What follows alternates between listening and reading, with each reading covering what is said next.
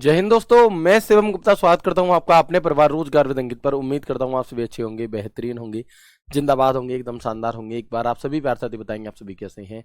Very very very good morning, Radhe Radhe, जय श्री कृष्णा, जय हिंद, जय माँ सरस्वती। सभी दोस्तों को सभी प्यार साथी क्लास से जुड़ जाएंगे, बताएंगे आप सभी कैसे हैं और क्या मेरी वॉइस और वीडियो आप सभी तक प्रॉपर तरह से पहुंच पा रही है या नहीं। एक बार सभी दोस्त सभी साथी कंफर्म करेंगे।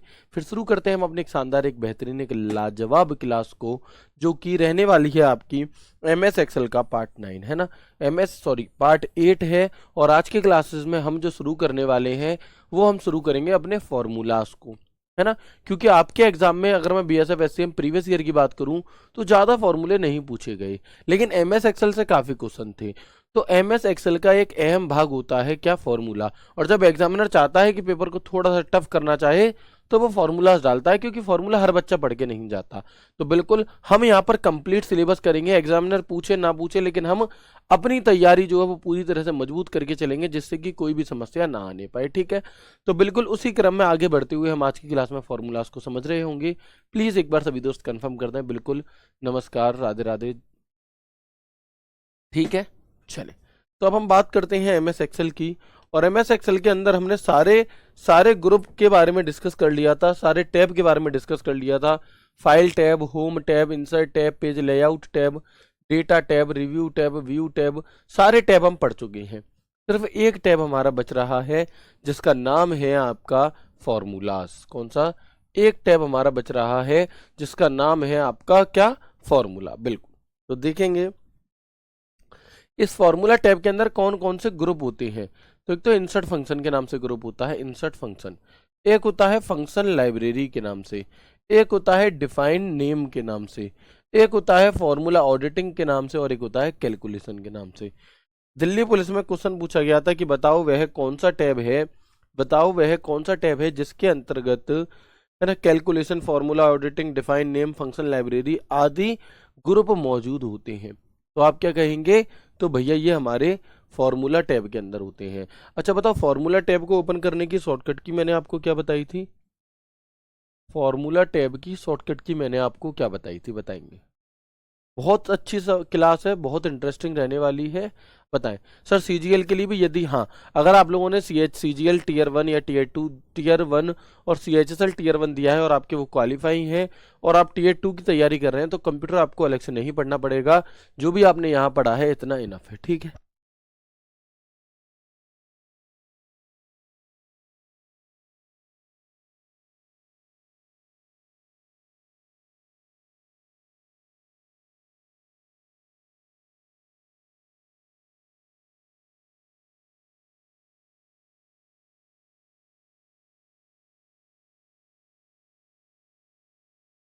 बिल्कुल, बताएंगे क्या होगा। Very good. तो हम सभी जानते हैं कि फॉर्मूला टैब को ओपन करने की जो शॉर्टकट की है वो Alt+M है। क्या है? वो है जी आपकी Alt+M।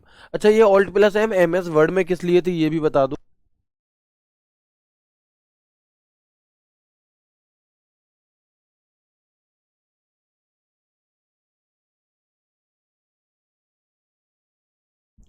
यही Alt+M शॉर्टकट की MS वर्ड में किस लिए होती है, बताओ।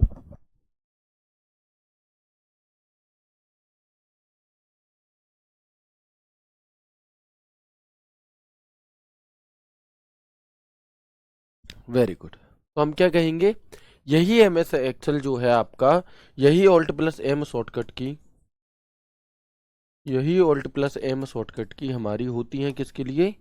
मेलिंग टैब, मेलिंग टैब इन वर्ड, ठीक है। MS वर्ड में मेलिंग टैब के लिए ये होती है। चलो, इसके आगे अगर हम बात करते हैं तो सबसे पहली चीज की हम बात करेंगे इंसर्ट फंक्शन, यानी कि फंक्शन वाले में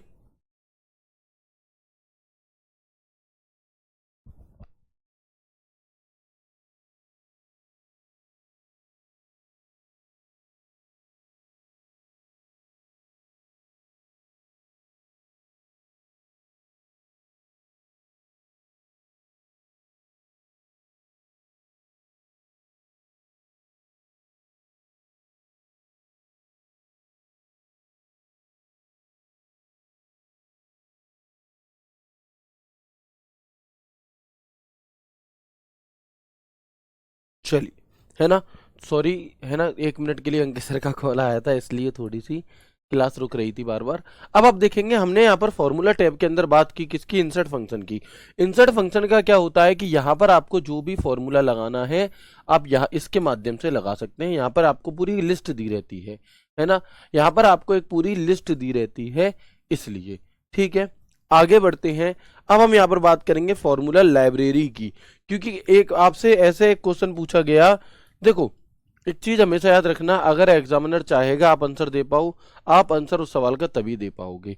लेकिन अगर आप ये चाहो कि एग्जामिनर ये चाहे कि आंसर दे ही ना पाए, तो आप नहीं भी दे पाएंगे, मैं चाहे कितना भी पढ़ा लूं। क्यों?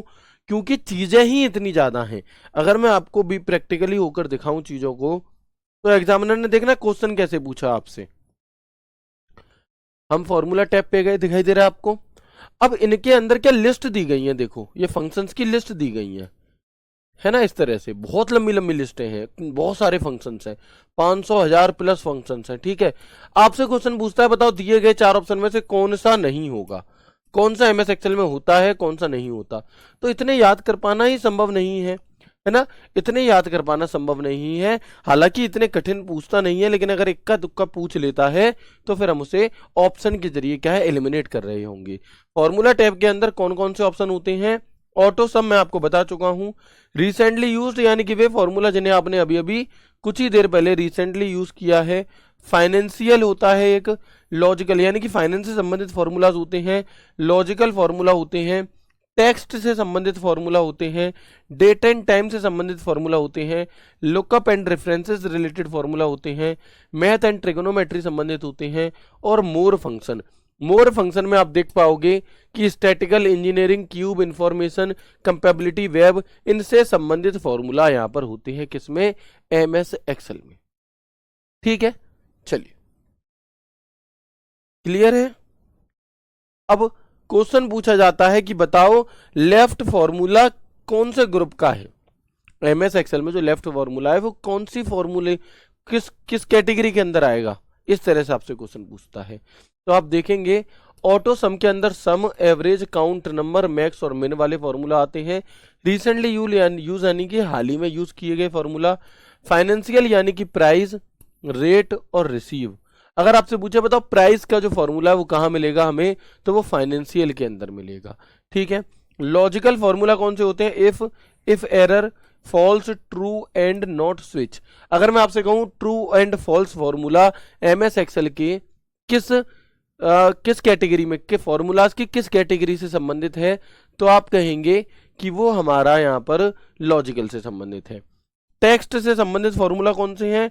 Text, find, search, replace, left, right, clean, exact, lower, upper, proper, len और डॉलर। यानी कि ये जितने भी नाम आपको दिखाई दे रहे हैं ये टेक्स्ट से संबंधित, ये फॉर्मूला हमारे टेक्स्ट पर काम करते हैं। किस पर?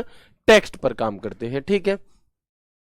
इसके बाद यदि हम बात करते हैं डेट एंड टाइम की, तो related to date and time जितने नॉर्मल सी चीजें, देखो इन्हें याद करने का एक तरीका है।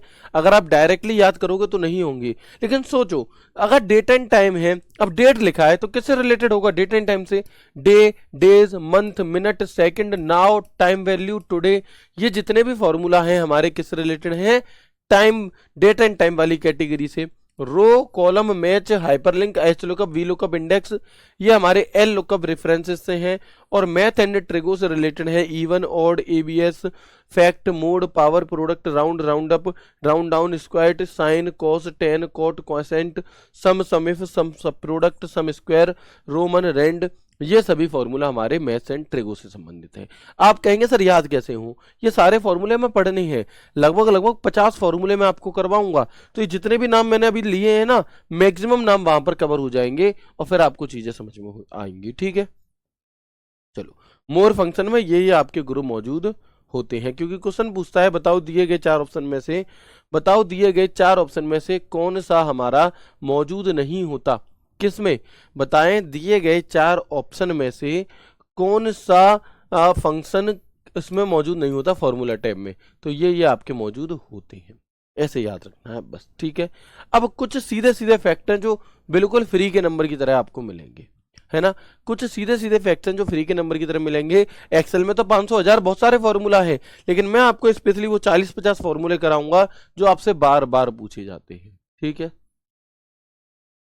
चलिए आगे बढ़ेंगे। एमएस एक्सेल पर किसी भी फॉर्मूला का उपयोग करने से पहले बराबर का चिन्ह लगाना अनिवार्य होता है। क्या होता है? जो बराबर का साइन लगाया जाता है वो मस्ट होता है, यानी कि अगर आप कोई भी फॉर्मूला लगाना चाहते हो तो उससे आगे आपको बराबर का चिन्ह लगाना ही पड़ेगा, नहीं तो वो फॉर्मूला फॉर्मूला नहीं माना जाएगा। ठीक है, चलें। इसके बाद एमएस एक्सेल में फॉर्मूला एरर होने पर हैज नेम साइन दिखाई देता है, यानी कि अगर आपके फॉर्मूला में कोई एरर हो जाती है तो मैं क्या दिखाई देता है? वहां पर हैज नेम। सामान्य प्रकार की गणना या कैलकुलेशन के लिए बराबर के बाद कैलकुलेशन लिखकर एंटर करने से आंसर आ जाता है। यानी कि अगर आपको नॉर्मली सिर्फ जोड़ घटाए ही करने हैं, जोड़ घटाए भाग ये चीजें करनी है कैलकुलेशन, तो आप कोई फॉर्मूला मत लगाओ, बस इजगल टू मैंने लिखा 5 गुणा 15 तो आंसर आ जाएगा अपने आप 75। ठीक है, तो सिर्फ बराबर का साइन लगा करके और अपने फॉर्मूला को लिखना आप शुरू कर सकते हैं। इसके बाद फॉर्मूला लगाते समय अगर रेंज हमें देनी है तो हम कॉलोन का प्रयोग करेंगे। किसका? हम कॉलोन का प्रयोग करेंगे। और फॉर्मूला फंक्शन लगाते समय स्पेसिफिक सेल को सिलेक्ट करने के लिए कॉमा का प्रयोग करते हैं। क्या मतलब है? तो देखो, मान लो ये एक्सेल है,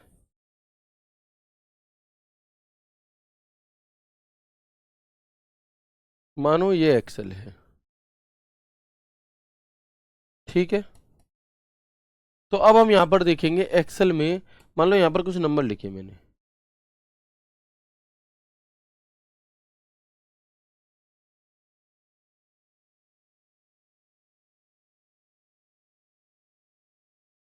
इस तरह से। ठीक है, अब मैं एक फॉर्मूला लगा रहा हूं यहां पर इस वाली सेल में। क्या फॉर्मूला लगा रहा हूं? इजिकल टू, और मान लो ये ए थे कॉलम था, ये बी कॉलम था, ये सी कॉलम था, ये डी कॉलम था, ये 1 था, ये 2 था, ये 3 था।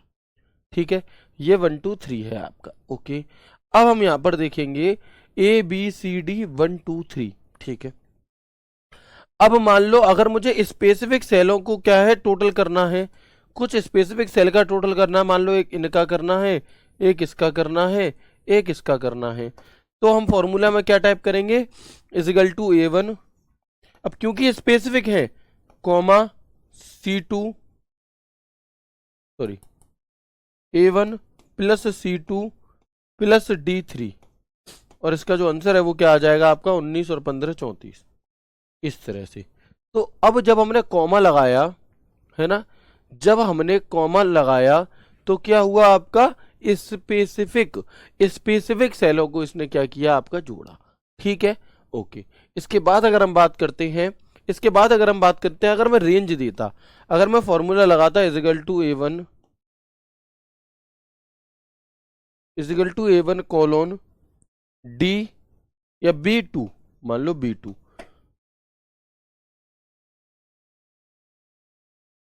है ना। अगर हमें पूरी रेंज देनी है, मान लो मैंने फॉर्मूला लगाया इजिकल टू सम और A1 से B2, तो बताएं आंसर क्या आएगा? ठीक है, तो आप क्या कहेंगे? अब सम का फॉर्मूला जोड़ने के लिए होता है A1 से B2, यानी कि इतनी रेंज सिलेक्ट हुई है, तो 9 5 14 8 3 11, यानी कि ये हो गया आपका 25। कितना हो गया आपका? 25। तो इस तरह से आपकी ये दोनों बातें यहाँ पर आपको समझ में आई। अगर एक पूरी रेंज सिलेक्ट करनी है तो कॉलोन, अगर दूर दूर के सिलेक्ट करने हैं तो इस कॉमा। ठीक है, चलेंगे। इसके बाद बात आ जाती है एक्स फॉर्मूला एमएस एक्सेल में फॉर्मूलाज की लिस्ट की। किसकी? एमएस एक्सेल में फॉर्मूला की लिस्ट की। कैसी लिस्ट जी? उससे पहले हम जानेंगे कि जैसे आप लोगों ने मैथ्स में बोर्ड मास का नियम पढ़ा होगा सिंप्लीफिकेशन वाले टॉपिक में, है ना। जब आप सिंप्लीफिकेशन करते हैं अपने मैथ में तो बोर्ड मास का नियम पढ़ा होगा, पहले ब्रैकेट सॉल्व करेंगे, फिर ऑर्डर सॉल्व करेंगे, फिर डिवाइड करेंगे, फिर मल्टीप्लाई। बिल्कुल वही आपका यहाँ पर है, बिल्कुल वही आपका यहाँ पर है। बोर्ड मास के नियम से ही हमें सवाल सॉल्व करने होते हैं। B for bracket, O for order, यानी कि अगर वर्गमूल या आपकी क्या है यहाँ पर कोई पावर दी गई है तो पहले वो सॉल्व होगी, इसके बाद डिवीजन डिवाइड सॉल्व होगा, फिर मल्टीप्लिकेशन, फिर एडिशन, और फिर लास्ट में हम यहाँ पर सब्सट्रैक्ट कर रहे होंगे, है ना। लास्ट में हम यहाँ पर क्या है? सब्सट्रैक्ट कर रहे होंगे। ठीक है। अब आप देखेंगे यहाँ पर ब्रैकेट्स की अगर हम बात करते हैं, B for bracket, O for order, D for divide, M for multiply, add, A for add और एस फॉर सब्सट्रैक्ट। ठीक है, चलो। एक भाई कह रहे सर आपने यहाँ पर कॉलम कॉलन क्यों लगा दिया, आप तो जोड़ रहे थे। तो इसलिए क्योंकि सम का फॉर्मूला है और सम का फॉर्मूला होता ही जोड़ने के लिए। ठीक है, तो इस नियम को आपको याद रखना है। सबसे पहले ब्रैकेट सॉल्व होगा, फिर कॉलन से, फिर आपकी क्या है वर्गमूल, या फिर आपका क्या ये चीज सॉल्व होंगी। ठीक है, पावर वगैरह। ये सवाल आपसे पूछे गए हैं प्रीवियस ईयर अलग अलग परीक्षाओं में। पहले सवाल को समझेंगे, दूसरे को आप खुद करेंगे। पहले सवाल को समझेंगे, दूसरे को आप खुद करेंगे। कैसे, देखो 4/2 कैसे लिखा है, ये 4/2 की पावर 2 गुणा 2 ऐसे लिखा है एक तरह से। ठीक है, तो अब बताओ आप इसे कैसे सॉल्व करोगे। सबसे पहले क्या होना चाहिए, 4 में 2 का भाग देना चाहिए। क्या होना चाहिए, तो अभी अभी आपने पढ़ा है कि बोर्ड मास का नियम। सबसे पहले भैया रेंज में कॉमा इसलिए नहीं लगाया कि रेंज में कॉमा लगा देता तो स्पेसिफिक सेल सिलेक्ट होती। रेंज को सिलेक्ट करने के लिए कॉलोन लगाया जाता है। ठीक है, चले। अब आप देखेंगे यहां पर सबसे पहले बताओ क्या होगा, पहले भाग देंगे, पहले गुणा करेंगे, पहले पावर। तो आप कहेंगे पहले पावर, तो ये क्या हो जाएगा 4/4 हो जाएगा, यस और नो। और गुणा के 2, ये गया एक बार, और 1 गुणा 2 कितना होता है 2। तो इसका उत्तर क्या हो जाएगा हमारा 2 इज द राइट आंसर। कोई दिक्कत, ठीक है, बिल्कुल। अब अगेन इसे करेंगे हम, यहां पर देखेंगे कैसे करना है। तो पहले भाग देंगे, पहले गुणा करेंगे, या पहले पावर करेंगे। तो बोर्ड मास ब्रैकेट तो है नहीं, अब पावर की ही होगी। तो 4 गुणा 4 की पावर 3 कितनी होती है बताओ एक बार जल्दी से। तो हम कहेंगे 64, क्योंकि 4 चक 16, 16 चक 64। और 64 में जब हम भाग देंगे 8 का, तो 8 के भाड़े से ये कितनी बार गया 8 बार। और अब 8 चिंग क्या हो जाएगा 48 हो जाएगा। तो इसका आंसर क्या आ गया हमारा 48। क्या आ गया 48। ठीक है, तो पहले वाले का 2, नीचे वाले का 48। समझ में आई बात कैसे कर रहे हैं।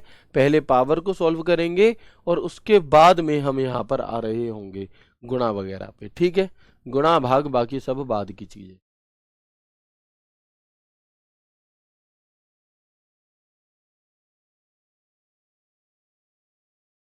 चले बताएंगे एक बार जल्दी से, समझ में आ रही हैं चीजें।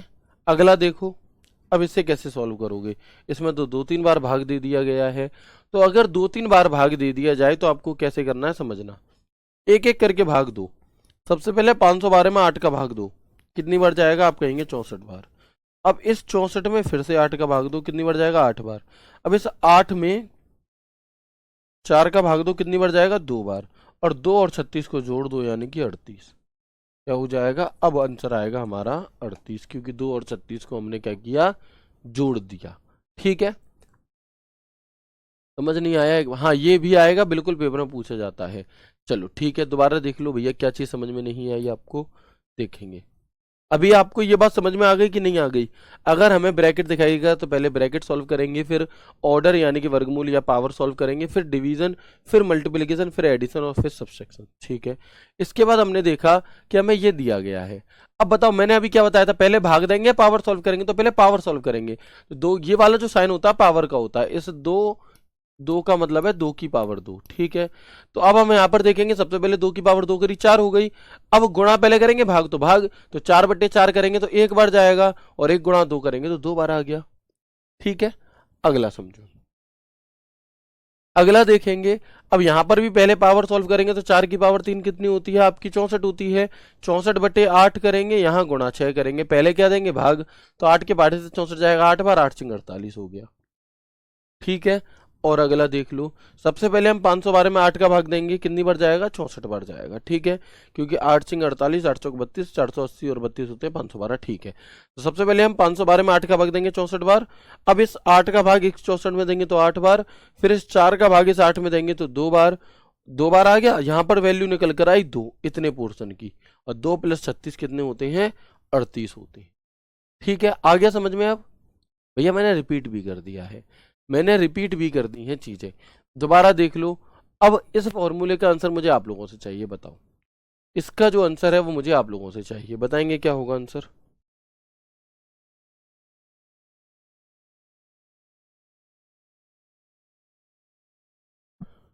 वेरी गुड, बताएंगे?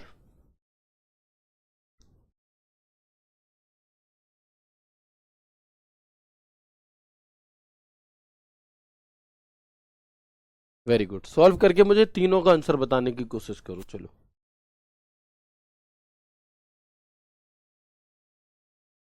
ठीक है, नहीं आप कैलकुलेशन गलती कर रहे हैं कुछ, दोबारा से एक बार ट्राई करिए, ठीक है? कॉमा लगाना आगे समझा दूंगा, कॉमा को अभी छोड़ दो, अभी सिर्फ कैलकुलेशन को सॉल्व करना समझ लो, ठीक है? सबसे पहले का आंसर क्या होगा? तो हम देखेंगे 36 माइनस 38/19 गुणा 2 की पावर 3, ये लिखा है। तो मैं इसे ऐसे कह सकता हूँ 36 माइनस 38/19 गुणा के 8, यस और नो? 19 के पहाड़े से 38 कितनी बार जाएगा? 2 बार। 8 दूनी कितने होते हैं? 16, यानी कि ये हो जाएगा 36 माइनस 16, यानी कि जो रिजल्ट आएगा वो क्या आएगा? 20 आएगा। बताओ कोई दिक्कत? जो रिजल्ट आएगा वो क्या आएगा? 20 आएगा। गलती कर रहे हैं जो लोग इसके अलावा कुछ भी आंसर कर रहे हैं। क्यों कर रहे हैं? देखो 36 का 36 उतारा, माइनस 38/19 करा, गुणा 2 की पावर 3 कर दी। तो 36 माइनस 38/19 गुणा 2 की पावर 3 यानी कि 8। 19 के बाड़े से गया 38, 38 2 बार, 8 दूनी 16, 36 में 16 गए तो कितने बचे? 20 बचे, ठीक है? 2 की पावर, भैया ये पावर है, ये जो साइन लिखा है इसका मतलब ये है कि ये 2 की पावर ऐसे लिखनी है। अगर इसकी जगह ऐसे आ जाता तो आप समझ जाओ कि ये 2 की पावर 4 है, यानी कि 16 है ना? पावर का मतलब होता है उतना ही, उतनी उस संख्या को गुणा उतनी ही बार करो। जैसे अगर ये लिखा है 2 की पावर 3, तो इसका मतलब ये है कि 2 को गुणा 3 बार करो, ऐसे 2 गुणा 2 गुणा 2 कितना आएगा? 8 आएगा, ठीक है? यस और नो? चलो अगले का देखेंगे, नेक्स्ट क्या है आपका? नेक्स्ट क्या कह रहा है? 32/2 की पावर 4/2। तो हम यहाँ पर देखेंगे 32/2 की पावर 4 कितनी होती है? तो मैं कह सकता हूँ कि ये 16 होगा। कितनी होगी? ये वैल्यू 16 होगी। तो जब मैं 32 में 16 का भाग दूंगा कितनी बार जाएगा? 2 बार जाएगा। और फिर मैं 2 में 2 का भाग दूंगा तो कितनी बार जाएगा? 1 बार जाएगा। तो इसका आंसर क्या आएगा? 1 आएगा हमारा। दूसरे का क्या आएगा? 1 आएगा, ठीक है? कैसे किया? तो सबसे पहले हमने यहाँ पर 2 की पावर 4 की 16, 16 का भाग 32 में दिया 2 बार, फिर 2 में 2 का भाग दिया तो 1 बार, ठीक है? अगला आ जाओ, इनकी दोबारा प्रैक्टिस करना। अगर आपको नहीं भी समझ में आए हो या आपको लगता है कि आपका आंसर नहीं आ रहा, तो मेरे समझाने के बाद जब क्लास रिकॉर्डेड फॉर्म में आपके पास अवेलेबल हो तो इन सवालों को खुद से करके देखना और फिर क्लास देखना कहाँ गलती हो रही है। अब इसमें कैसे करेंगे? सबसे पहले 4 का भाग 8 में देंगे, 2 बार जाएगा। अब इस 2 में इस 2 का भाग देंगे तो कितनी बार जाएगा? 1 बार जाएगा। 1 माइनस 2/2, तो 2/2 कितना होता है? 1 होता है, यानी कि 1 माइनस 1 यानी कि 0। 1 माइनस 1 यानी कि 0, ठीक है? तो बिल्कुल पहले का 20, दूसरे का 1, तीसरे का 0, ये आंसर बिल्कुल ठीक है। जो लोग दूसरे का 4 बता रहे हैं वो एक बार करेक्ट करेंगे खुद को, वो एक बार खुद को करेक्ट करेंगे। बताओ यहाँ तक की बातें क्लियर हैं? यस और नो? वेरी गुड,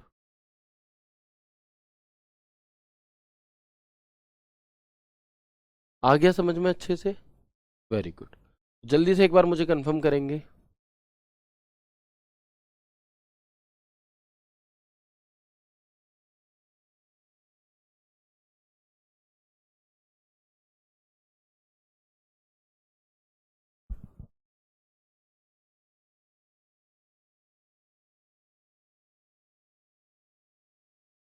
चलिए, ठीक है जी, होमवर्क में दे देना बिल्कुल। ये आपके लिए दोनों होमवर्क में है सवाल, ये दोनों सवाल आपके लिए क्या है? होमवर्क में ही है, मान लो, ठीक है? चलो, बस इतना याद रखना है कि ये सम का फॉर्मूला जोड़ने के लिए होता है, यानी कि यहाँ पर जो कॉमा लगा है इसे आपको प्लस ही मान लेना है। क्या मान लेना है? इसे आपको प्लस ही मान लेना है, ठीक है? पीछे से भाग नहीं देना, आगे से देना है, बस इतनी बात याद रखो। क्यों क्या मत करो, सिर्फ याद रखो, क्योंकि कुछ चीजें हमें याद ही रखनी होती हैं, ठीक है जी? चले, है ना? तो इन दोनों का आंसर आप मुझे कहाँ पर देंगे? होमवर्क में देंगे, यानी कि टेलीग्राम ग्रुप में मुझे इसका आंसर चाहिए, ठीक है जी? तो आज की क्लास को हम यहीं तक रखते हैं, छोटी क्लास है काफ़ी, थोड़ा सा अर्जेंट काम है कुछ, जिस वजह से क्लास छोटी रखी गई। मिलते हैं आपसे सोमवार को एक नई एक शानदार क्लास के साथ, इसी के आगे के पार्ट के साथ, क्योंकि देखो अब जितनी भी चीज़ें हैं ना, जितनी भी चीज़ें हैं वो सब फॉर्मूलाज हैं। अभी तक हमने बेसिक कॉन्सेप्ट समझे, तो कॉन्सेप्ट के साथ ही फॉर्मूलाज को किया जा सकता था। इसलिए आज की क्लास को हम यहीं तक रोकते हैं, आगे की क्लास को हम सोमवार को करेंगे नए और शानदार तरीके से। तब तक के लिए राधे राधे, जय श्री कृष्णा, जय हिंद।